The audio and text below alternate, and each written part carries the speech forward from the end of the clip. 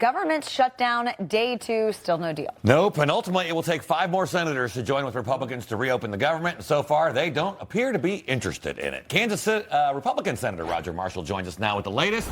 So, Senator, 2 failed attempts to open the government so far. No votes today because of Yom Kippur. Do you think there's any chance the government opens this week, or are we going to be still talking about this next week at a minimum?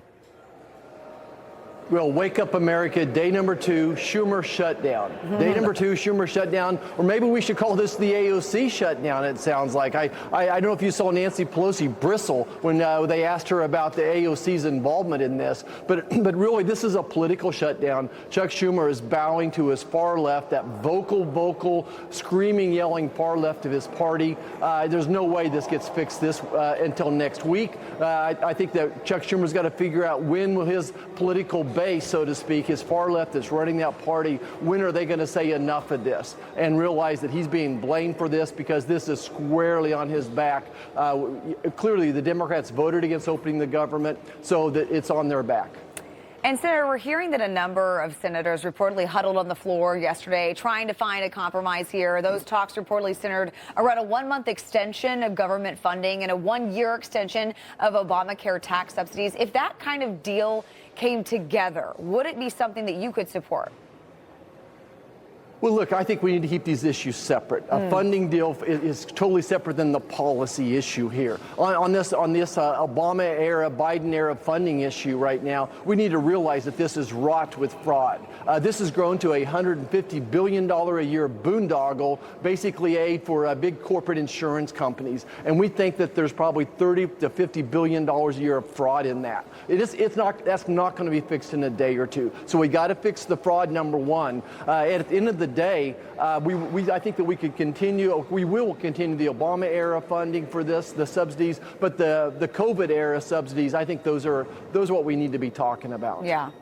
Yeah, Senator, you had to have a little bit of a little hop in your step this morning when you get up and you read the Washington Post has an editorial that's basically questioning the Democrat strategy, saying they fell into a trap. You have the New York Times running polls that show 2/3 of the American people, including about half of Democrats, oppose Democrats shutting down the government. So does this give the Republicans in the Senate a little more backbone to say, no, we're winning this argument, so let's just keep holding the line? Absolutely. And just remind people that the Appropriations Committee under Susan Collins' leadership has appropriated 90% of the funding for the federal government through committee right now.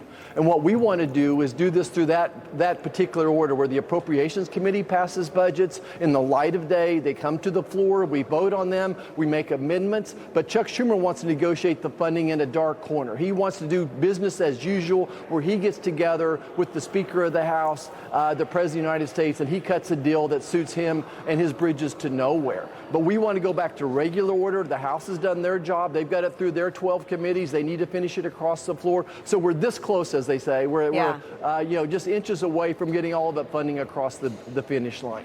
And, Senator, you're also a doctor who has been big in the Make America Healthy Again movement as well. Big announcement coming this week with Trump RX. So while also striking a deal with Pfizer to slash those drug prices, they're planning on cutting those prices by an average of 50%. This is big. Could you elaborate on this and how this helps Americans?